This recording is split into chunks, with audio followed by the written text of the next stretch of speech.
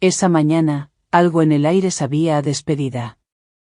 No era solo el viento húmedo que se colaba por las rendijas de la ventana, ni el murmullo lejano de la lluvia golpeando los tejados de teja vieja. Era el silencio. Un silencio espeso, denso, que habitaba en ese rincón del armario donde guardaba los recuerdos que más dolían, mi cofre de madera con cerradura de hierro oxidado. Me levanté temprano, como siempre en los días nublados. El locro de papa ya hervía en la cocina, dejando escapar su aroma familiar que mezclaba cebolla, leche y un toque de comino, mientras yo me envolvía en el rebozo de lana que Mateo me regaló en nuestro 20º aniversario. Me faltaban pocos días para preparar su misa de aniversario y todo debía estar en orden, las flores para el altar, las velas nuevas, la mantilla blanca que siempre usaba ese día. Decidí revisar el cofre. Siempre lo hacía en abril, como un ritual. Entre las cartas que Mateo me escribió desde Loja cuando era joven, las estampitas de la Virgen del Cisne, y los aretes de mi madre, debía estar el collar. Ese collar. El mismo que él me colocó aquella noche de bodas con manos temblorosas y ojos brillantes. No era de oro, pero pesaba como una promesa. Pero no estaba. Abrí y rebusqué. Quité los sobres, los pañuelos bordados, el medallón de San Benito. El collar, no estaba. Sentí que el suelo se me movía un poco. Como si algo en mí, viejo pero firme, se hubiera roto. Me senté al borde de la cama de madera y tomé el rosario. Mateo, susurré. Pero ni siquiera terminé la frase. Lo sentí, aquello no había sido un descuido. Llamé a Ramiro, el padre de la parroquia de San Francisco. Siempre había sido mi confidente desde que Mateo partió. No es lo material, padre, le dije. Es lo que significa. Isabel, la calma es un don. Pida luz. A veces, el corazón se equivoca cuando quiere encontrar culpables. ¿Y si la luz muestra lo que no quiero ver? No hubo respuesta. Solo su suspiro al otro lado del teléfono, y luego el murmullo del «Dios te salve María», mientras oraba por mí. Esa tarde, Renata vino a visitarme. Siempre aparece con una sonrisa grande y preguntas más grandes aún. Traía una libreta y me dijo que necesitaba historias de familia para su tesis en la universidad. Abuelita, cuéntame algo de cuando eras joven. De ti y del abuelo. ¿Cómo se conocieron? ¿Cómo se enamoraron? Ay, mi niña, le respondí mientras le servía té de hierba luisa, eso fue en otro tiempo. Cuando las cartas tardaban semanas y los besos eran más valiosos que los likes. Me reí, y ella también, pero en el fondo mi mente seguía en aquel cajón vacío. Le conté a Renata la historia del pañuelo azul que Mateo me dejó cuando partió a Guayaquil, y cómo me escribía cada domingo sin falta. Ella tomaba nota, feliz. Pero cuando preguntó por el collar, sentí una punzada. ¿Cuál collar, abuela? Preguntó con genuina curiosidad. Uno viejo, sin valor. Pero lleno de recuerdos, respondí, evadiendo. Y entonces me vino la imagen. No fue un recuerdo nítido, sino más bien una sensación. Hace unas semanas, Camila, mi nuera, había venido a dejar unos pasteles. Estaba apurada, decía que tenía reunión en el colegio de los niños. Entró a mi cuarto a dejar las flores. Cuando salió, llevaba un pañuelo en la mano, el mismo que yo solía dejar junto al cofre. ¿Lo tomó por error? Quise pensar que sí. Que todo era coincidencia. Pero la desconfianza, cuando se siembra, crece como la maleza entre las flores del jardín. Esa noche, cuando Renata se fue, tomé la llave del cuarto de Mateo. Había años que no entraba allí. El polvo cubría su escritorio, y el crucifijo de madera aún colgaba donde él lo dejó. Me acerqué a la cómoda donde solía guardar su libreta con anotaciones. Al intentar abrir el primer cajón, noté la marca. Alguien lo había forzado. No dije nada. Solo cerré los ojos y respiré hondo. Algo en mí se rompía y reconstruía al mismo tiempo. Volví a mi habitación, encendí la vela del altar pequeño, puse agua a hervir para mi té de manzanilla, y recé. Mateo, si estás ahí, ayúdame a ver lo que no quiero aceptar. No sé en qué momento dejé de confiar. Tal vez fue el día en que empecé a esconder las llaves de mi propia casa, o tal vez antes, cuando mi intuición, esa que solo una madre conoce, empezó a gritar en silencio. Era un viernes gris, de esos en que las nubes parecen no tener intención de moverse, y el olor a tierra mojada se colaba por cada rendija. Había preparado guatita, como en los cumpleaños de Matías cuando era niño. Renata insistió en acompañarme, con esa cámara que no soltaba ni para saludar. Decía que quería capturar el alma de las mujeres de nuestra familia. No imaginaba lo cerca que estaba de grabar algo más profundo. Camila llegó con su perfume caro y su gesto contenido. Siempre parecía ocupada, incluso cuando estaba sentada. Matías, en cambio, venía con los hombros caídos, como si su columna cargara más que su propio cuerpo. Guatita, mamá, dijo con una sonrisa débil. Hace años que no la pruebo. Yo asentí y serví los platos. El vapor subía, cargado de recuerdos. Mientras comíamos, con voz suave, dije. ¿Les conté alguna vez cómo Mateo me regaló un collar cuando cumplimos 30 años de casados? Camila se detuvo. Su cuchara quedó en el aire. ¿Un collar?, preguntó, intentando sonar casual. ¿Ese collar todavía existe? Mi corazón dio un salto. Fingí que no noté nada. Renata, en cambio, enfocó la cámara justo en ese momento.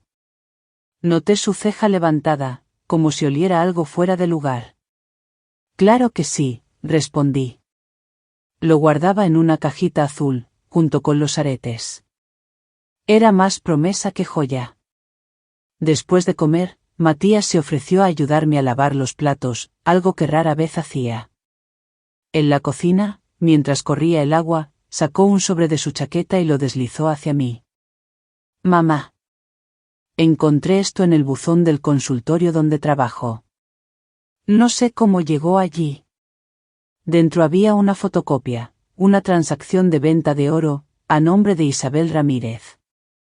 Firma incluida. Pero no era la mía. Yo jamás habría hecho una rúbrica tan temblorosa. Me quedé mirando la hoja.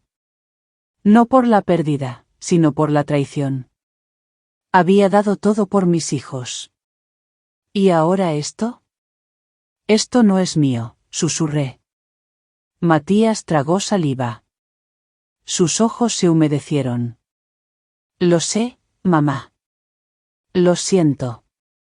Esa noche, mientras Renata me mostraba las tomas del almuerzo, descubrimos algo más. En uno de los clips, Camila se alejaba del comedor con su celular pegado al oído. Renata aumentó el volumen. Su voz, clara, decía. Si la vieja pregunta, dile que firmó en la clínica. Que estaba dopada o algo así. Sentí como si el suelo se abriera bajo mis pies. No era solo el collar. Era la cadena entera de confianza que se rompía, eslabón por eslabón. No grité. No maldije. Tomé mi chal, me calcé los zapatos y caminé hasta la iglesia de San Francisco. Me arrodillé frente a la Virgen Dolorosa, esa que siempre me miraba con ojos de madre. Las velas titilaban. El incienso flotaba en el aire. Virgencita, si alguna vez me diste fuerza, que sea ahora.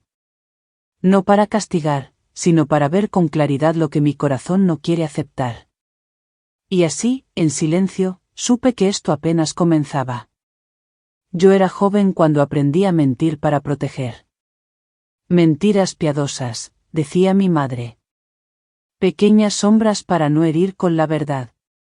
Pero hoy, a esta edad donde ya no se espera mucho del mundo, descubro que los jóvenes mienten no para proteger, sino para poseer, para cubrir sus vacíos con cosas ajenas. Era domingo y, por primera vez en 30 años, no fui a misa. No porque perdiera la fe, sino porque sentí que Dios también podía escucharme desde mi sala, junto al viejo radiocassette que Mateo arregló con tanto esmero. Puse la cinta que siempre guardé con cariño, boleros de antaño. Y cuando comenzó, Piensa en mí, las notas se deslizaron por la habitación como caricias tristes. Afuera, la lluvia caía como polvo fino, y las flores del bugambil me saludaban desde el patio, cayendo una a una como recuerdos sueltos. Me senté con mi caja de cartas. Entre sobres amarillentos, postales de Loja y estampas de la Virgen del Quinche, encontré lo que buscaba, una hoja doblada en 4, con el título Registro de Propiedad Privada Joyería Artesanal. Tenía el dibujo a lápiz del collar, los pendientes, y la firma clara de Mateo, con fecha y número de serie. Todo testimonio habla, solía decir. Y ahora, su voz me hablaba desde esa hoja. Ramiro llegó a media mañana. Lo llamé el día anterior. No solo era abogado, también fue compañero de Mateo en el seminario, antes de que cada uno eligiera su camino. Traía una carpeta y su rostro marcado por la lluvia. ¿Segura de querer avanzar con esto, Isabel? Me preguntó después de servirse café negro, sin azúcar, como le gustaba desde joven. Estoy segura de querer saber hasta dónde llega esta mentira. Él me mostró copias de documentos legales, las firmas falsas, los registros de venta, y hasta la grabación que Renata había capturado. Todo apuntaba a una farsa bien montada, usando mi nombre, mi confianza, y quizás mi sangre. Matías llegó más tarde. No comió. No preguntó por el café. Se quedó parado en el umbral del salón, mirando el piso. Siéntate, hijo, le dije. Se sentó. Me miró a los ojos, por fin. ¿Fuiste tú quien lo permitió? Tardó. Sus labios temblaron. Las palabras no salieron. Solo una lágrima, lenta, cayó sobre sus mejillas ya cansadas de excusas. Lo siento, mamá. Ese, lo siento, no era suficiente. Pero era algo. Saqué el sobre donde guardaba el documento que Ramiro me ayudó a redactar, una denuncia formal. Lo coloqué sobre la mesa de madera, entre nosotros. Lo miré. No me temblaba la mano. Si firmo esto, dije, ya no hay vuelta atrás. Ramiro se mantuvo en silencio.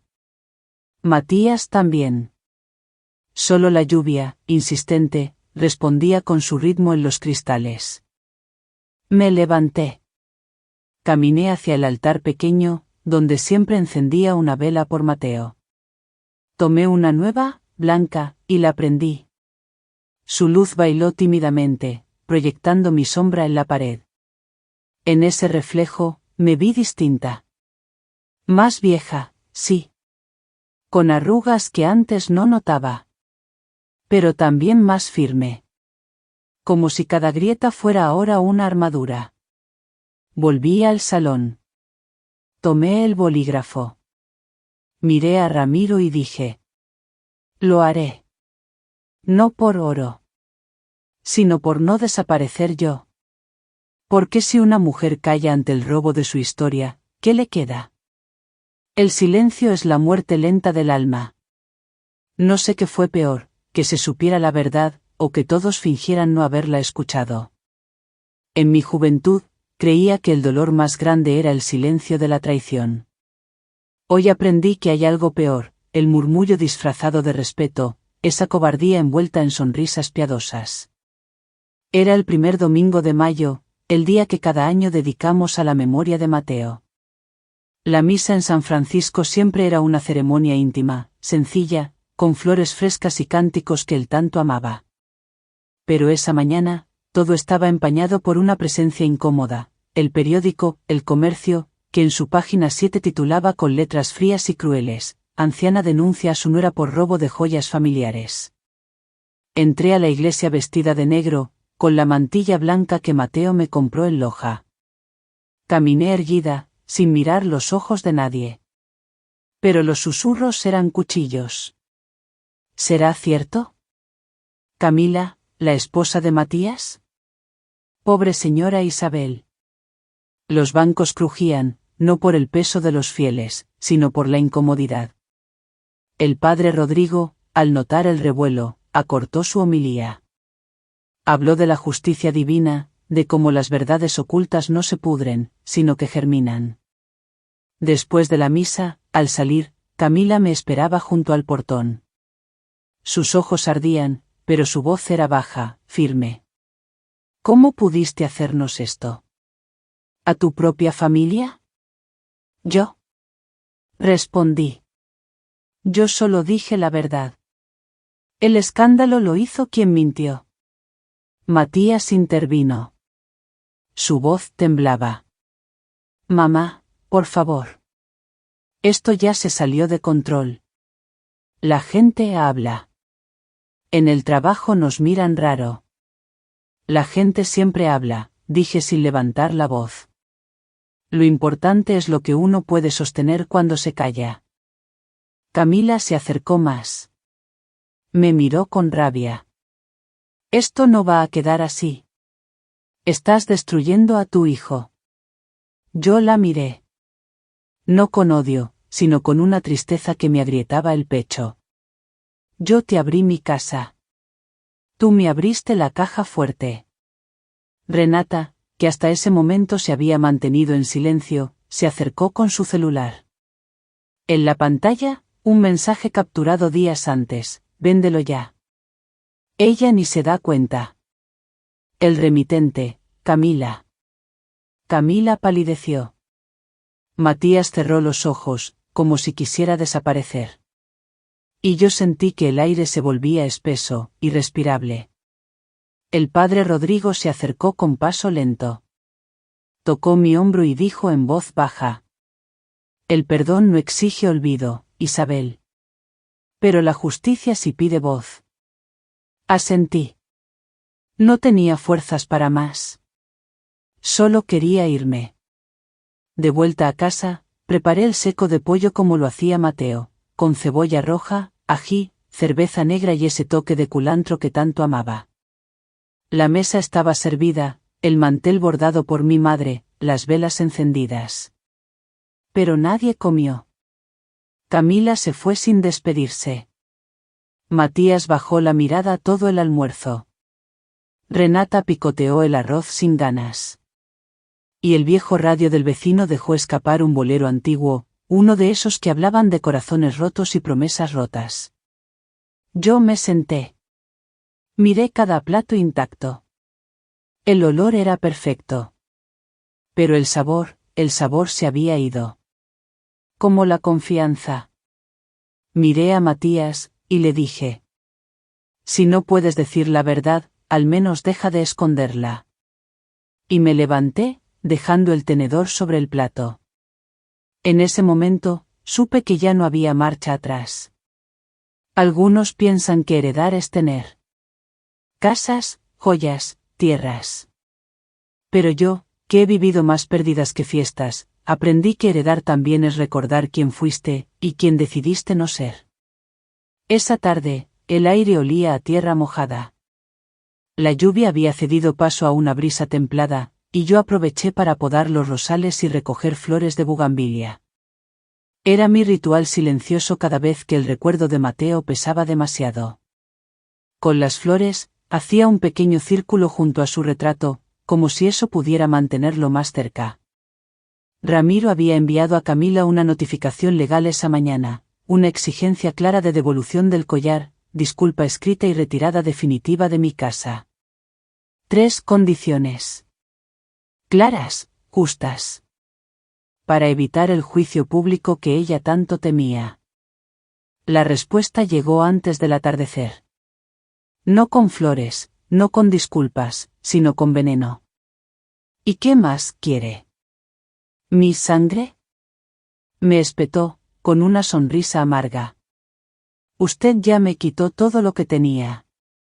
Te quitaste tú sola, le respondí. Yo solo abrí los ojos. Camila se fue dando un portazo. Matías, como siempre, la siguió sin decir nada. En ese momento, el timbre sonó. Y por un segundo pensé que era otra tormenta. Pero no. Era Lucía. Mi hija menor. La que se había marchado a Quito 7 años atrás sin despedirse.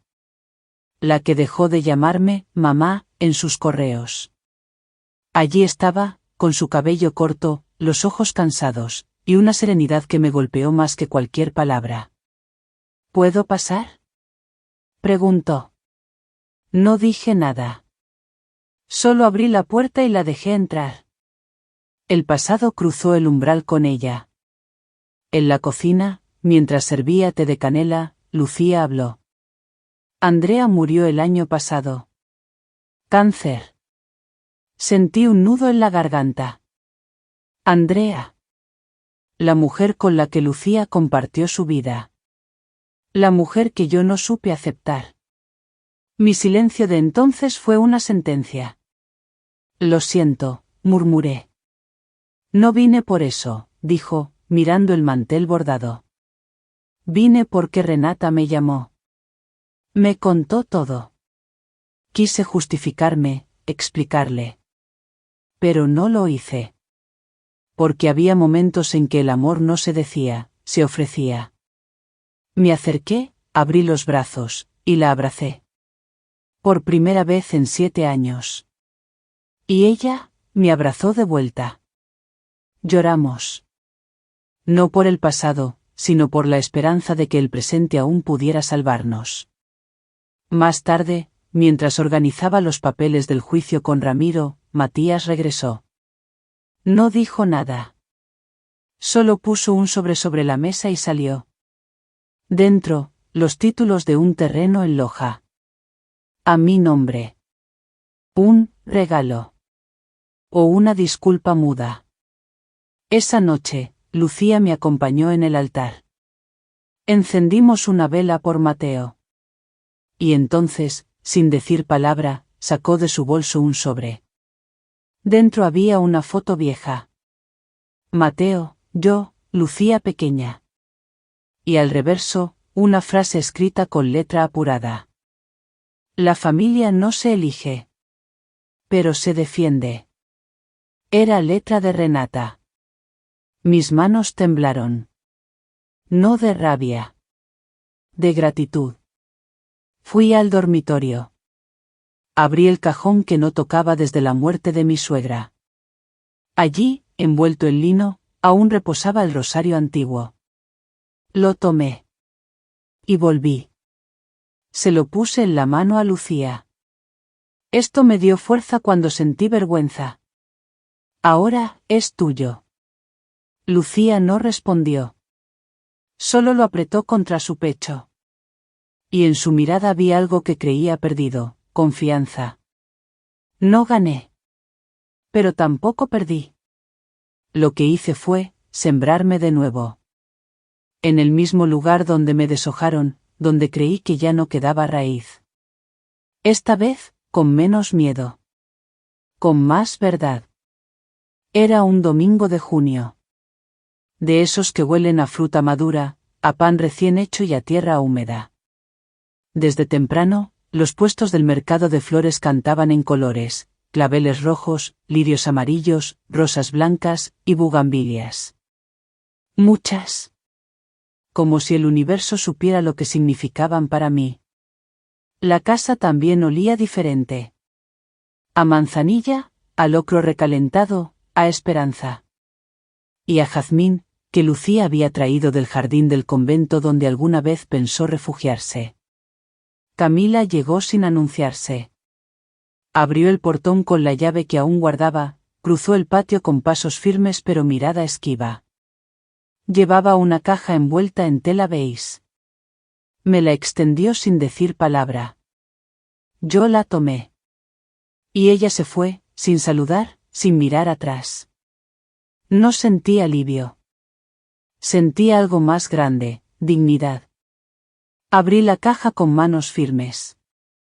Allí estaban, el collar, los pendientes, la pulsera. Ninguna joya brillaba tanto como el hecho de haberlo recuperado por mí misma. Tomé la pulsera y la llevé a la iglesia. La dejé como donación, en el altar de la Virgen del Carmen. Lo demás, lo envolví en lino blanco, como hacía Mateo con sus recuerdos, y lo puse sobre su altar en casa. No por apego. Por memoria. Mateo, susurré, ya no tengo miedo. Lucía preparó un pequeño ritual. Calentó agua con hojas de eucalipto, manzanilla y lavanda. Lo vertió en una palangana de barro y me pidió sentarme. Se arrodilló y, con un paño suave, lavó mis pies. Como en Semana Santa, pero al revés. Una hija pidiendo perdón con cada gota. Perdón por haberme ido, dijo. Perdón por haberte hecho ir, respondí. Renata, mientras tanto, sacó de su mochila una revista encuadernada con esmero. En la portada, una foto en sepia mía, tomada por ella meses atrás. El título, La historia no dicha de mi abuela Isabel. No es para la escuela, abuela. Es para que nadie más calle lo que importa. La abracé. Y en ese instante entendí, no heredamos solo objetos. Heredamos voces. Y la mía, por fin, había sido escuchada. Corté una rama de bugambilia. La puse en un florero de cerámica, junto al retrato de Mateo. La luz de la tarde dibujaba sombras suaves en la pared. El bolero, Piensa en mí, sonaba bajito desde la radio del vecino. Teresa, mi vecina, vino con pan de yuca y café. ¿Y ahora qué harás, Isa? La miré, sonreí. Vivir. Esta vez, sin pedir permiso. Cuando el sol bajó, salí al mercado con Lucía y Renata. Me detuve frente al puesto de flores. Elegí un ramo de rosas blancas y bugambilias. Las sostuve fuerte. El sol caía sobre mi rostro. Las arrugas no se escondían. Pero brillaban. Porque ya no eran marcas de dolor, sino de haber florecido otra vez. Ver esas bugambilias abrirse otra vez en mi jardín fue como oír a Mateo decir, ya puedes respirar, Isa. No todas las heridas sanan con el tiempo. Algunas solo encuentran descanso cuando las miramos de frente, les damos un nombre, y luego las dejamos ir. Aprendí que defenderse no es faltar al amor. Que perdonar no siempre significa olvidar, pero sí elegir vivir sin rencor. Y que, cuando una mujer mayor se atreve a decir su verdad, no lo hace por orgullo, sino por legado. Porque lo que no se dice, se pudre en el alma. Si algo quiero dejarle a mis hijas, a mis nietos, y a quien lea esto, es la certeza de que el amor, cuando es verdadero, siempre encuentra el camino de regreso. Aunque tenga que cruzar el silencio, la vergüenza o la traición. Gracias por acompañarme en esta historia. Y si alguna vez sintió que su voz fue ignorada, su dignidad herida, o su fe puesta a prueba, sepa que no está solo. Que Dios ve. Y Dios escucha. ¿Esta historia le recordó a la suya? Compártala con nosotros, o simplemente deje un deseo de paz para las familias que, como la mía, aún aprenden a florecer después de la tormenta.